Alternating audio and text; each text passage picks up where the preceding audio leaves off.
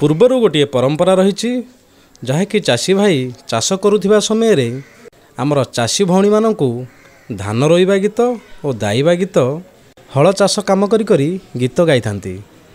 ହେଲେ ଏହି ଗୀତ ଆମର ଶ୍ରମିକ ଭଉଣୀମାନେ ବିଲରେ କାମ କରୁଥିବା ସମୟରେ ଚାଷୀ ଭାଇଙ୍କଠୁ ଏହି ଗୀତ ଶୁଣିବାକୁ ବହୁତ ଭଲ ପାଆନ୍ତି। ଆଉ ସେ କାମ କରୁଥିବା ସମୟରେ ଯେଉଁ କଷ୍ଟ ଯନ୍ତ୍ରଣା ହୋଇଥାଏ ସେମାନଙ୍କୁ ସେ କଷ୍ଟ ଯନ୍ତ୍ରଣା ମଧ୍ୟ ସେମାନଙ୍କୁ ଜଣାପଡ଼େ ନାହିଁ। ତ ଏଇଭଳି ଗୀତ ଆଜି ବର୍ତ୍ତମାନ ଶୁଣିବା।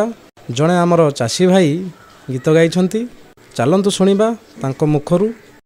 ରୋଟ ବାଟର ଗୁଳି ସେ ଗୁଳି ବାଜିବଲ ଛିଡ଼ିବ ନେଳି, ଛିଡ଼ିବ ନେଳିଲୋ ତୋର ଗାଲୁ କଥା ଯିବ ଛାଡ଼ି।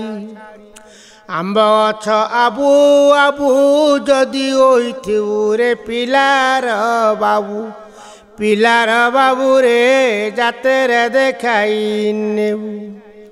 ମାଠିଆ ମୁହଁ ତଳକୁ ଶୋଇ ରହିଛି ରେ ରହି ଜଳା ମୋର ଗୋଡ଼ ତଳକୁ, ଗୋଡ଼ ତଳକୁ ରେ ଲାଜ ଲାଗୁନାହିଁ ତା ମୁହଁକୁ।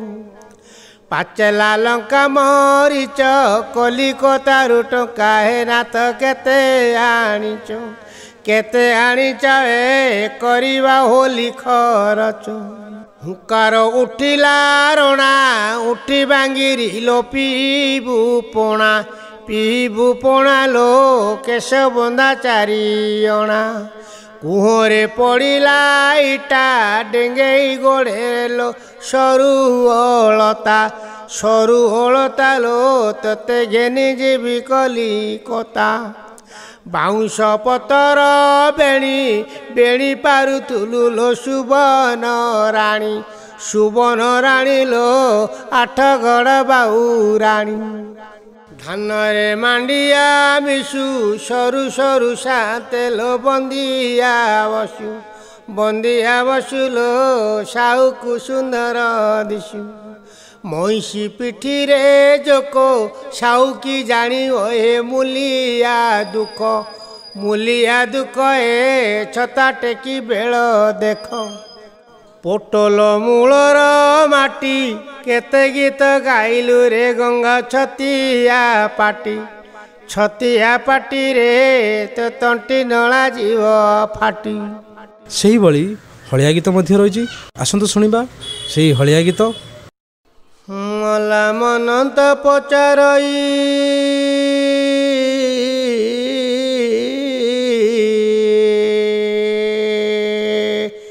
ଏ ଚୈତନ ଭାଇ, କେଉଁ ସେବା କଲେ ଯେ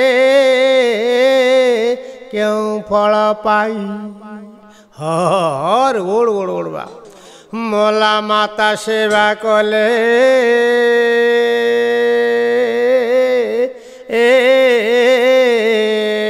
ଏ ଆଉଷ ଘୋଡ଼ଇ, ପିତା ସେବା କଲେ ଯେ କୂଳକୁ ଯୋଗ୍ୟ ହୋଇ। ହରେ ହର ଗୋଡ଼ବା ମଲା ମାତା ବଚନ ମେଣ୍ଟିଲେ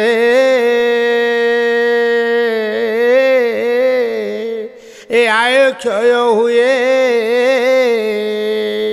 ଏ ପିତା ବଚନ ମେଣ୍ଟିଲେ ଯେ ଧର୍ମ ନାଶ ଯାଏ। ହରେ ହ ଗୋଡ଼ ଗୋଡ଼ ଗୋଡ଼ ମଲା ପୁରୁଷର ଆଶା ଭଗ୍ନ করে যেও নারী, জন্ম জন্ম পাপ তার দেহ থায় গাছ। হরে গোড় গোড় গোড়া মালা শুণ রামচন্দ্র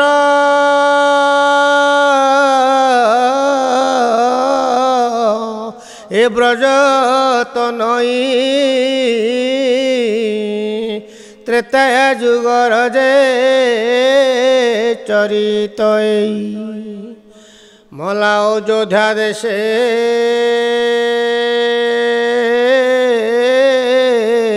রাজা দশরথ প্রভু রামচন্দ্র তাঙ্গ সুত। হর ମଲା ପିତା ସତ ପାଳି ଏ ବନେ ଚଳିଲେ ଜନକ ଦୁଲ୍ହଣୀ ପତ୍ନୀଙ୍କ ତୁଲେ ହରେ ହଲା ସାନୁଞ୍ଜ ଲକ୍ଷ୍ମଣ ଏ ସୀତାଙ୍କୁ ଘେନି ବନବାସୀ ହେଲେ ସେ ରଘୁମଣି ମଲା ପଞ୍ଚବଟୀ ବନେ ରୁଚି କୁଟୀର ରହିଲେ ସେଇଠାରେ ଯେ ରଘୁବର। ତ ଏହି ଗୀତ ଗୁଡ଼ାକ ଆପଣଙ୍କ ମନକୁ କେମିତି ଲାଗିଲା ନିହାତି ଭାବରେ କମେଣ୍ଟ ଲେଖି ଜଣାନ୍ତୁ ଏବଂ ଚ୍ୟାନେଲକୁ ଯଦି ନୂଆରେ ଦେଖୁଥିବେ ତାହେଲେ ଚ୍ୟାନେଲକୁ ସବସ୍କ୍ରାଇବ୍ ମଧ୍ୟ କରନ୍ତୁ ଆଉ ଲାଇକ୍ ସେୟାର କରିବା ତ ଜମାରୁ ଭୁଲିବେନି। ତ ଆଜି ପାଇଁ ଏତିକି, ପୁଣି ଦେଖା ହେବ ନେକ୍ସଟ ଭିଡ଼ିଓରେ।